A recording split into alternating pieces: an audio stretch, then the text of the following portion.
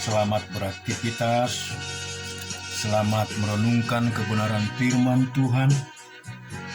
Kita akan baca di dalam Yosua pasal yang ke-16. Kemudian keluarlah undian bagi Bani Yusuf. Batas mereka mulai dari sungai Yordan dekat Yeriko, di sebelah timur mata-mata air Yeriko, mulai padang gurun yang naik dari Yeriko ke pegunungan ke Betel. Keluarlah dari Betel menuju ke Luz, terus ke daerah orang Arki, ke Atarot, turun ke barat ke daerah orang Yaplet sampai daerah Bet Horon, hilir dan selanjutnya sampai Geser dan berakhir di laut. Demikianlah Bani Yusuf, yakni suku Manase dan suku Efraim, menerima milik pusaka. Daerah Bani Efraim menurut kaum-kaum mereka ialah demikian. Batas milik pusaka mereka ke timur ialah Atarot Adar sampai ke Bet Horon Hulu. Ke barat batas itu keluar di sebelah utara Mikmetat. Kemudian batas itu membelok ke timur ke Taat Silo, dan dari sana terus sampai ke sebelah timur Yanoah. Turun dari Yanoah ke Atarot dan Naharat, meninggung daerah Yeriko dan keluar ke sungai Yordan. Dari Tapuah batas itu terus ke barat ke sungai Kana dan berakhir ke laut. Itulah milik pusaka suku Bani Efraim menurut kaum-kaum mereka. Selanjutnya bagi Bani Efraim ditentukan kota-kota terpisah di tengah-tengah milik pusaka Bani Manase. Segala kota itu dengan desa-desanya, tetapi orang Kanaan yang diam di Geser tidak dihalau mereka. Jadi orang Kanaan itu masih tetap tinggal di tengah-tengah suku Efraim sampai sekarang, tetapi mereka jadi budak Rodi. Kita renungkan juga di dalam Mazmur 104. Pujilah Tuhan hai jiwaku, Tuhan Allahku, Engkau sangat besar. Engkau yang berpakaian keagungan dan semarak, yang berselimutkan terang seperti kain, yang membentangkan langit seperti tenda, yang mendirikan kamar-kamar lotengmu di air, yang menjadikan awan-awan sebagai kendaraanmu, yang bergerak di atas sayap angin, yang membuat angin sebagai suruhan-suruhanmu, dan api yang menyala sebagai pelayan-pelayanmu, yang telah mendasarkan bumi di atas tumpuannya, sehingga takkan goyah untuk seterusnya dan selamanya. Dengan samudra raya Engkau telah menyelubunginya, air telah naik melampaui gunung-gunung. Terhadap hardikmu air itu melarikan diri, lari kebingungan terhadap suara gunturmu. Naik gunung, turun lembah ke tempat yang Kau tetapkan bagi mereka. Batas Kau tentukan takkan mereka lewati, takkan kembali mereka menyelubungi bumi. Engkau yang melepas mata-mata air ke dalam lembah-lembah, mengalir di antara gunung-gunung, memberi minum segala binatang di padang, memuaskan haus keledai-keledai hutan. Di dekatnya diam burung-burung, di udara bersiul dari antara daun-daunan. Engkau yang memberi minum gunung-gunung dari kamar-kamar lotengmu, bumi kenyang dari buah pekerjaanmu. Engkau yang menumbuhkan rumput bagi hewan dan tumbuh-tumbuhan untuk diusahakan manusia, yang mengeluarkan makanan dari dalam tanah, dan anggur yang menyukakan hati manusia, yang membuat muka berseri karena minyak, dan makanan yang menyegarkan hati manusia. Kenyang pohon-pohon Tuhan, pohon-pohon aras di Libanon yang ditanamnya, di mana burung-burung bersarang, burung ranggun yang rumahnya di pohon-pohon sanobar. Gunung-gunung tinggi adalah bagi kambing-kambing hutan, bukit-bukit batu adalah tempat perlindungan bagi peladuk. Engkau yang telah membuat bulan menjadi penentu waktu, matahari yang tahu akan saat terbenamnya. Apabila engkau mendatangkan gelap, maka dari hari pun malamlah. Ketika itulah bergerak segala binatang hutan. Singa-singa muda mengaum-ngaum akan mangsa dan menuntut makanan dari Allah. Apabila matahari terbit, berkumpullah semua dan berbaring di tempat perteduhannya. Manusia pun keluarlah ke pekerjaannya dan ke usaha sampai petang. Betapa banyak perbuatanmu ya Tuhan, sekaliannya kau jadikan dengan kebijaksanaan. Bumi penuh dengan ciptaanmu. Lihatlah laut itu besar dan luas wilayahnya. Di situ bergerak tidak terbilang banyaknya binatang-binatang yang kecil dan besar. Di situ kapal-kapal berlayar dan lewitan yang telah kau bentuk untuk bermain dengannya. Semuanya menantikan engkau supaya diberikan makanan pada waktunya. Apabila engkau memberikannya, mereka memungutnya. Apabila engkau membuka tanganmu, mereka kenyang oleh kebaikanmu. Apabila engkau menyembunyikan wajahmu, mereka terkejut. Apabila engkau mengambil roh mereka, mereka mati binasa dan kembali menjadi lebu. Apabila engkau mengirim rohmu, mereka tercipta dan engkau membaharui muka bumi. Biarlah kemuliaan Tuhan tetap untuk selama-lamanya. Biarlah Tuhan bersuka cita karena perbuatan-perbuatannya.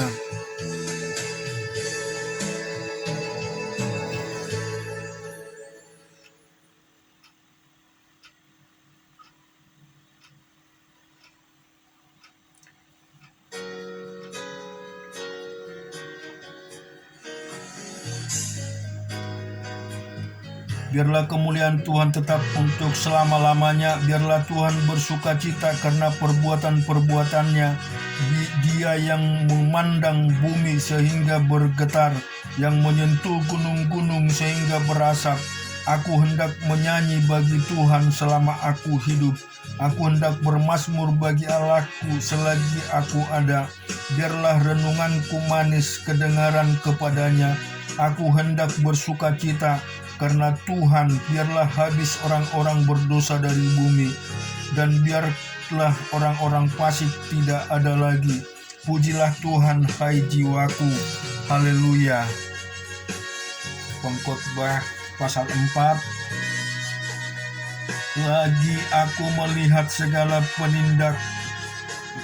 penindasan yang terjadi di bawah matahari, dan lihatlah air mata orang-orang yang ditindas, dan tak ada yang menghibur mereka, karena di pihak orang-orang yang menindas ada kekuasaan. Oleh sebab itu aku menganggap orang-orang mati yang sudah lama meninggal lebih bahagia daripada orang-orang hidup yang sekarang masih hidup. Tetapi orang lebih bahagia daripada kedua-duanya itu kuanggap orang yang belum ada, yang belum melihat perbuatan jahat yang terjadi di bawah matahari. Dan aku melihat bahwa segala jerih payah dan segala kecakapan dalam pekerjaan adalah iri hati seorang terhadap yang lain. Ini pun kesia-siaan dan usaha menjaring angin. Orang yang bodoh melipat tangannya dan memakan dagingnya sendiri. Segenggam ketenangan lebih baik daripada 2 genggam jerih payah dan usaha menjaring angin. Aku melihat lagi kesia-siaan di bawah matahari. Ada seorang sendirian, ia tidak mempunyai anak laki-laki atau saudara laki-laki, dan tidak henti-hentinya ia berlelah-lelah. Matanya pun tidak puas dengan kekayaan. Untuk siapa aku berlelah-lelah dan menolak kesenangan? Itu pun kesia-siaan dan hal yang menyusahkan. Berdua lebih baik daripada seorang diri, karena mereka menerima upah yang baik dalam jerih payah mereka. Karena kalau mereka jatuh, yang seorang mengangkat temannya. Tetapi wahai orang yang jatuh, yang tidak mempunyai orang lain untuk mengangkatnya. Juga kalau orang tidur berdua, mereka menjadi panas. Tetapi bagaimana seorang saja dapat menjadi panas, dan bila mana seorang dapat dialahkan, dua orang atau dapat bertahan. Tali 3 lembar tak mudah diputuskan.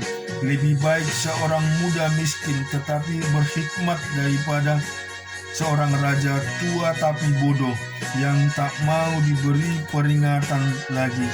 Karena dari penjara orang muda itu keluar untuk menjadi raja, biarpun ia dilahirkan miskin semasa pemerintahan orang yang tua itu.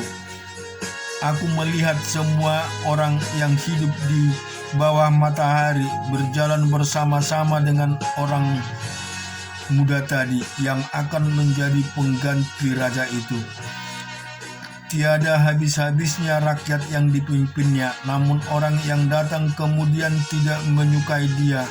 Oleh sebab itu, ini pun kesia-siaan usaha menjaring angin. Jagalah langkahmu kalau engkau berjalan ke rumah Allah. Menghampiri untuk mendengar adalah lebih baik daripada mempersembahkan korban yang dilakukan oleh orang-orang bodoh, karena mereka tidak tahu bahwa mereka berbuat jahat. Di dalam Yohanes 6 ayat 47,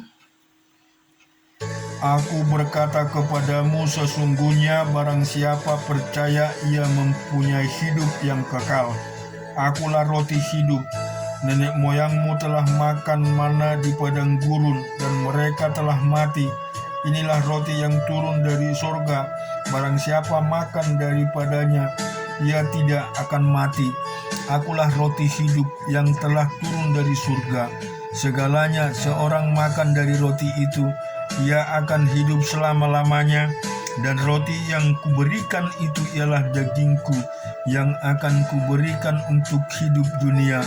Orang-orang Yahudi bertengkar antara sesama mereka dan berkata, bagaimana ia ini dapat memberikan dagingnya kepada kita untuk dimakan? Maka kata Yesus kepada mereka, Aku berkata kepadamu, sesungguhnya jikalau kamu tidak makan daging Anak Manusia dan minum darahnya, kamu tidak mempunyai hidup di dalam dirimu. Barang siapa makan dagingku dan minum darahku, ia mempunyai hidup yang kekal, dan aku akan membangkitkan dia dari akhir zaman. Sebab dagingku adalah benar-benar makanan, dan darahku adalah benar-benar minuman. Barang siapa makan dagingku dan minum darahku, ia tinggal di dalam aku, dan aku di dalam dia, sama seperti Bapa yang hidup mengutus aku, dan aku hidup oleh Bapa. Demikian juga barang siapa yang memakan aku akan hidup oleh aku. Inilah roti yang telah turun dari surga, bukan roti seperti yang dimakan nenek moyangmu, dan mereka telah mati. Barang siapa makan roti ini, ia akan hidup selama-lamanya. Semuanya ini dikatakan Yesus di Kapernaum ketika ia mengajar di rumah ibadat. Sesungguhnya mendengar semuanya itu, banyak dari murid-murid Yesus yang berkata, perkataan ini keras, siapakah yang sanggup mendengarkannya? Yesus yang di dalam hatinya tahu bahwa murid-muridnya bersungut-sungut tentang hal itu, berkata kepada mereka, adakah perkataan itu menggoncangkan imanmu? Dan bagaimanakah jikalau kamu melihat Anak Manusia naik ke tempat di mana ia sebelumnya berada? Rohlah yang memberikan hidup, daging sama sekali tidak berguna. Perkataan-perkataan yang kukatakan kepadamu adalah roh dan hidup. Tetapi di antaramu ada yang tidak percaya, sebab Yesus tahu dari semula siapa yang tidak percaya dan siapa yang akan menyerahkan dia. Lalu ia berkata, sebab itu telah kukatakan kepadamu, tidaklah ada seorang pun dapat datang kepadaku kalau Bapa tidak mengaruniakan kepadanya. Mulai dari mula itu, bahwa murid-muridnya mengundurkan diri dan tidak lagi mengikut dia. Maka